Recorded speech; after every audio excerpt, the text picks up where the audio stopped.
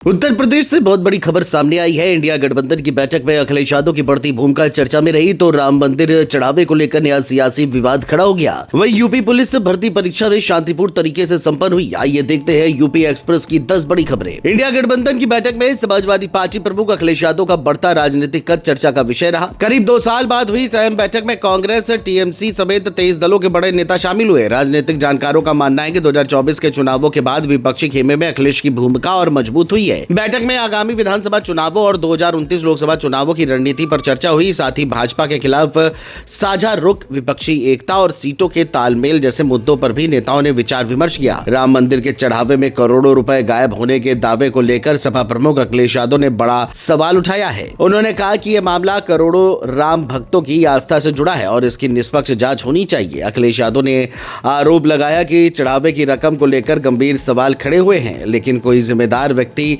सामने आकर जवाब नहीं दे रहा। उन्होंने अदालत से स्वतः संज्ञान लेने की मांग करते हुए कहा कि इस मामले में सच्चाई सामने आनी चाहिए, साथ ही सरकार की चुप्पी पर भी सवाल उठाए। इस बीच अखिलेश यादव के आरोपों के बाद राजनीति तेज हो गई है। अखिलेश यादव ने चढ़ावे की रकम में गड़बड़ी का आरोप लगाते हुए जांच की मांग की थी। वहीं बीजेपी प्रदेश अध्यक्ष पंकज चौधरी ने इस पर प्रतिक्रिया देते हुए कहा कि राम मंदिर ट्रस्ट ने इन आरोपों को खारिज कर दिया है और हर आरोप का जवाब देना जरूरी नहीं होता। उन्होंने कहा कि राम मंदिर ट्रस्ट अपना काम पारदर्शी तरीके से कर रहा है और इस तरह के आरोपों का कोई आधार नहीं है। इसके बाद ये मुद्दा राजनीतिक बहस का विषय बन गया है। यूपी पुलिस भर्ती परीक्षा की पहली पारी शांतिपूर्ण तरीके से संपन्न हुई। परीक्षा के बाद कई अभ्यर्थियों ने पेपर को आसान बताया और खुशी जताई।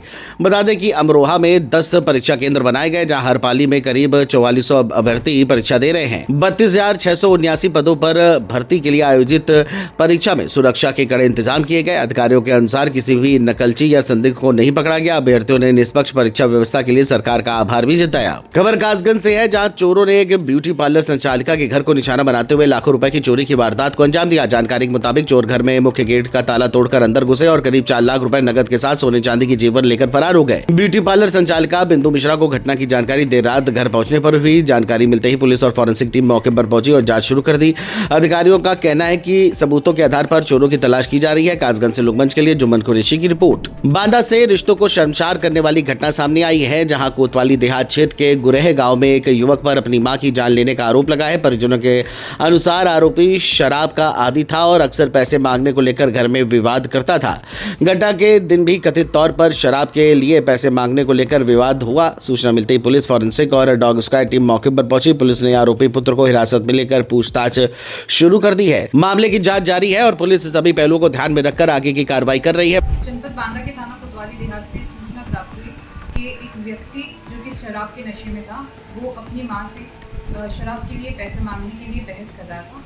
इसी बहस के दौरान उसने अपनी 75 साल की वृद्ध मां को धक्का दे दिया और उसकी मां की मौके पर ही मृत्यु हो गई। इस मामले में समीचीन धाराओं में अभियोग पंजीकृत कर लिया गया है और अभियुक्त को भी हिरासत में ले लिया गया और माननीय न्यायालय के समक्ष उसे प्रस्तुत किया जा रहा है। आगे की विधिक कार्रवाई प्रचलित है।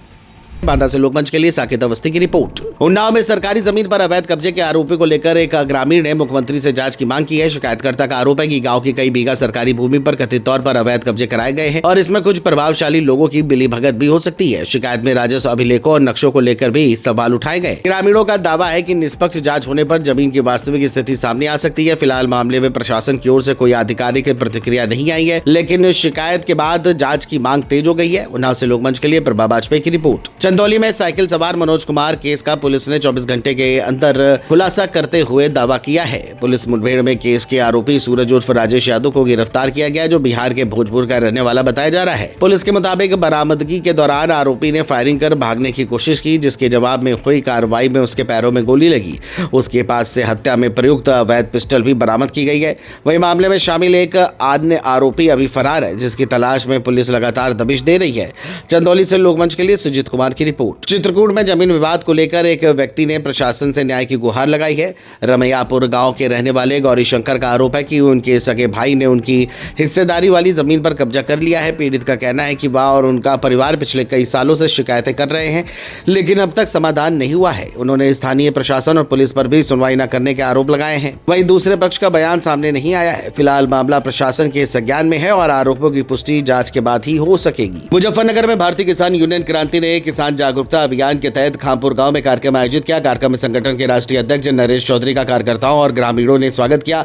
इस दौरान किसानों की समस्याओं, कृषि से जुड़े मुद्दों और संगठन को मजबूत बनाने पर चर्चा हुई। नरेश चौधरी ने कहा कि संगठन किसानों के अधिकारों और सम्मान के लिए लगातार आवाज उठाता रहेगा। उन्होंने किसानों से एकजुट होकर अपनी समस्याओं को मजबूती से उठाने और संगठन को मजबूत बनाने का आह्वान किया। मुजफ्फरनगर से लोकमंच के लिए अंकित कुमार की रिपोर्ट।